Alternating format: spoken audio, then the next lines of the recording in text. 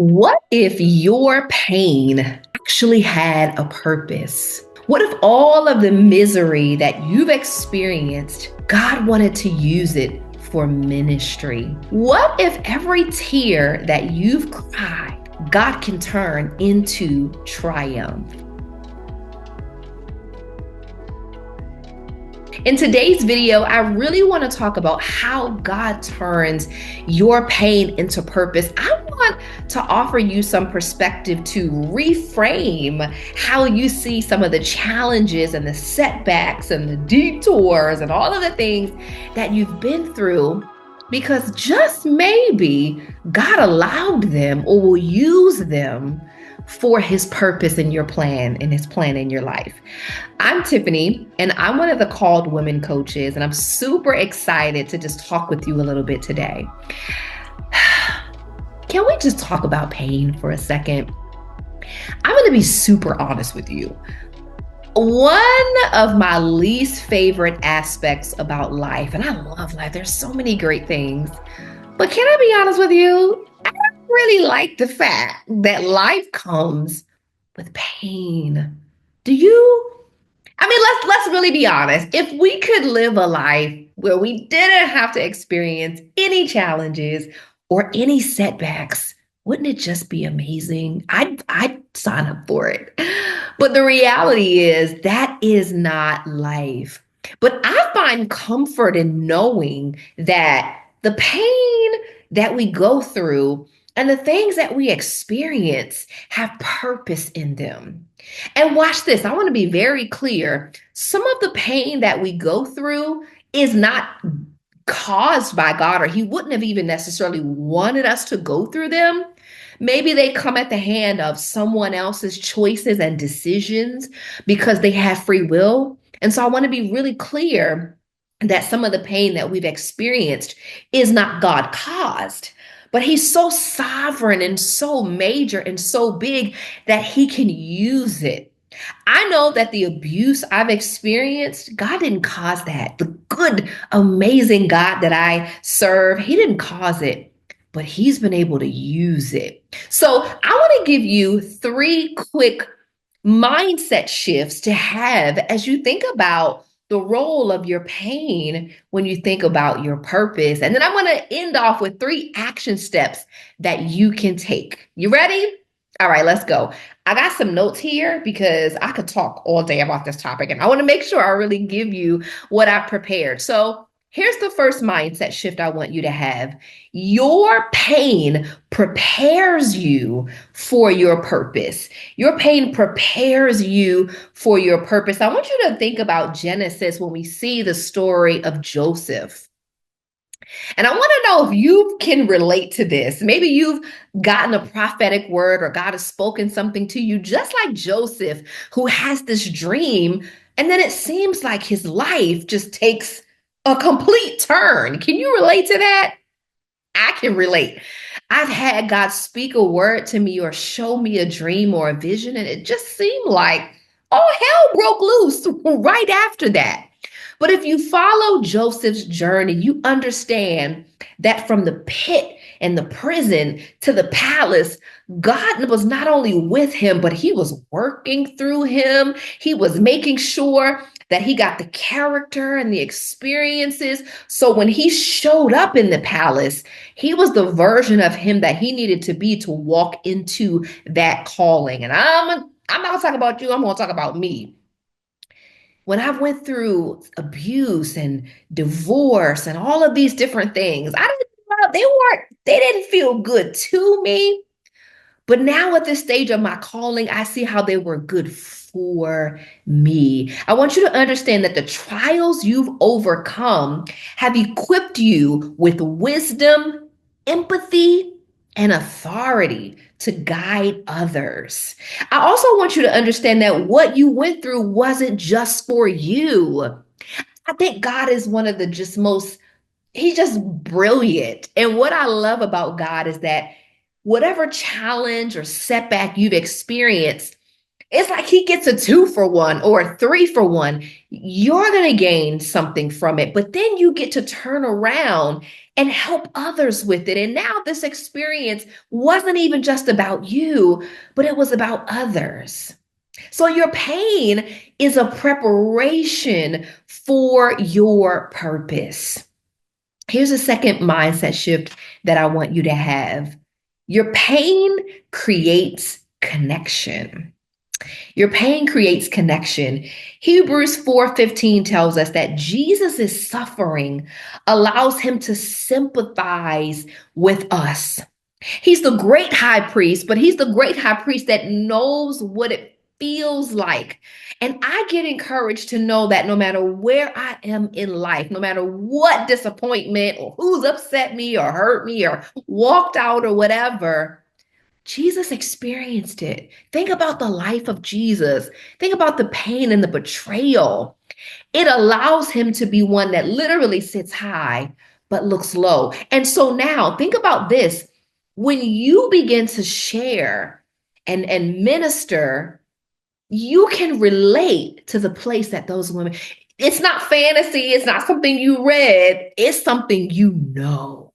When I minister and I talk to women about healing from emotional pain, I am not talking about something I read. I'm walking them through the journey of my own life of kicking shame and battling depression and winning over suicide. I'm telling them my real story.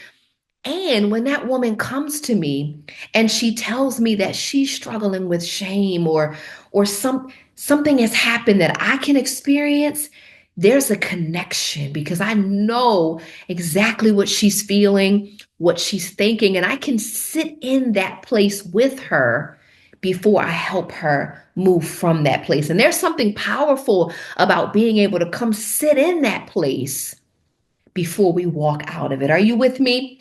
Your past struggles become a bridge to connect with those walking through the same hardships. Stop sharing small parts of your story and really begin to share all of it. Now, I'm getting a little bit ahead of myself, but I want you to understand that the pain that you've gone through is going to be the very thing God will use to create connection and build a bond with the women that you are called to. And then the last mindset shift that I want you to have is that your pain becomes someone else's breakthrough. I'm trying to stay calm, y'all. I'm trying to stay calm. I get a little excited because this right here, this excites me. Revelation 12:11 tells us they overcome by the blood of the Lamb and the word of their testimony. Mm. How will people know that God saves and heals from depression and shame and abuse and divorce? You know how they know? Because I'm going to be the one to tell them. I'm going to walk them through what I've gone through so that they can experience the same breakthrough that I had. And now I recognize that this can be a little scary because it can get a little personal. You got to like dig in.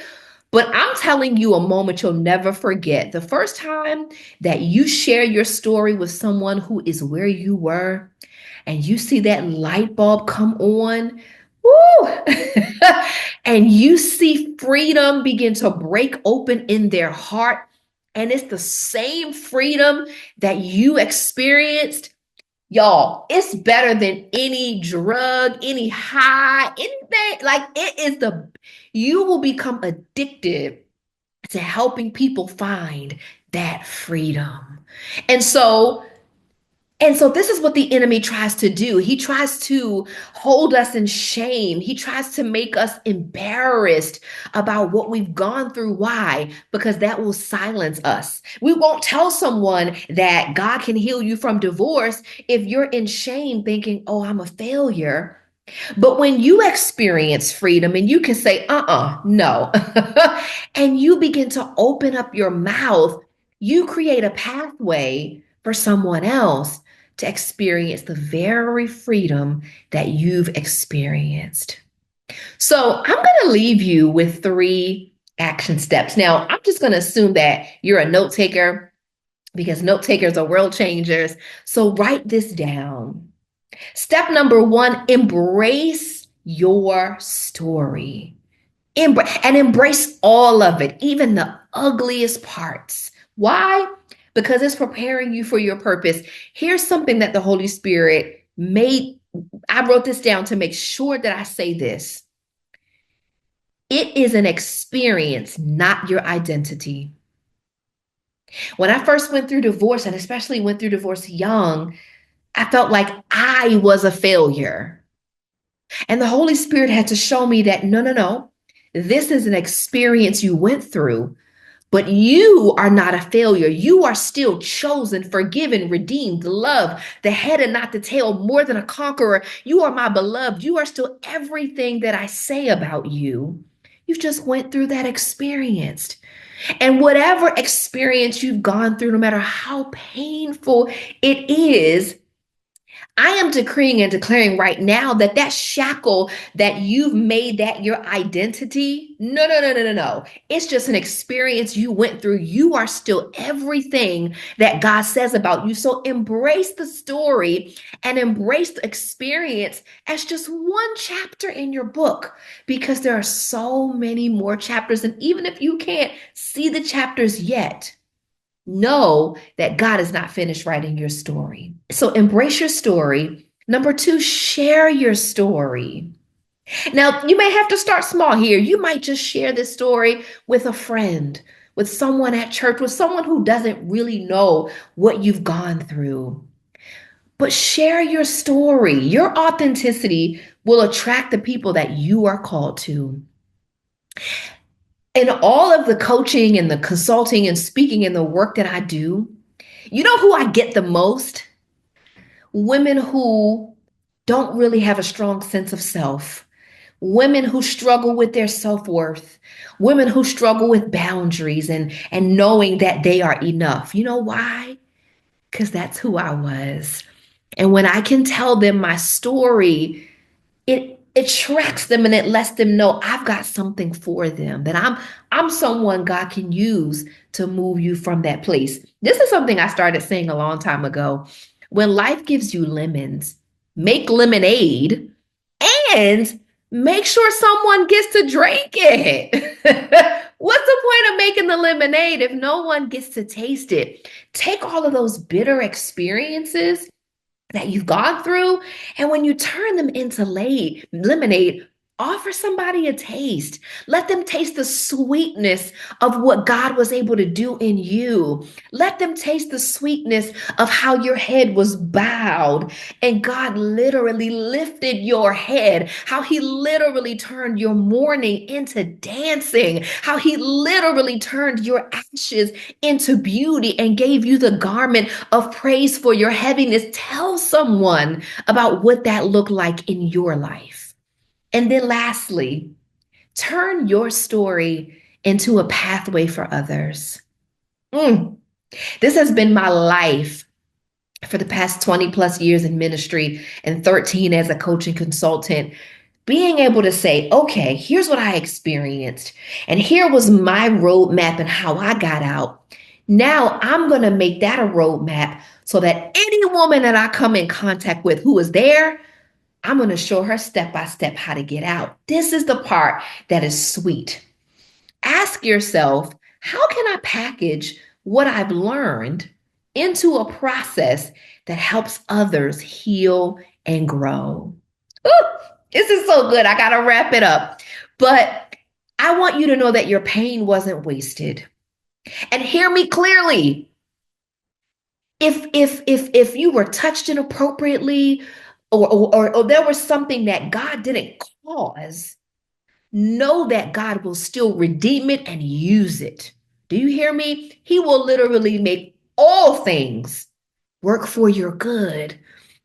He is calling you to use that painful story for his glory and to set others free. And so the question is, my sister, will you answer the call?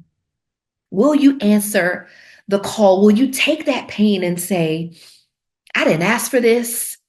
I ain't necessarily choose this. I don't like this. But God, I'm going to put these pieces in your hand and trust that you can turn it into a masterpiece. Listen, this is what we're going to be talking about during our time together on the Called Women Masterclass. And I'm just going to believe by faith you've already registered and you've gotten access. But if you haven't, go to calledwomen.com now, right now, before you forget, for the kids come in the room, for the next thing happens, and register for your seat so that we can take this conversation and go deeper. I can't wait to see you there, my sister. See you soon.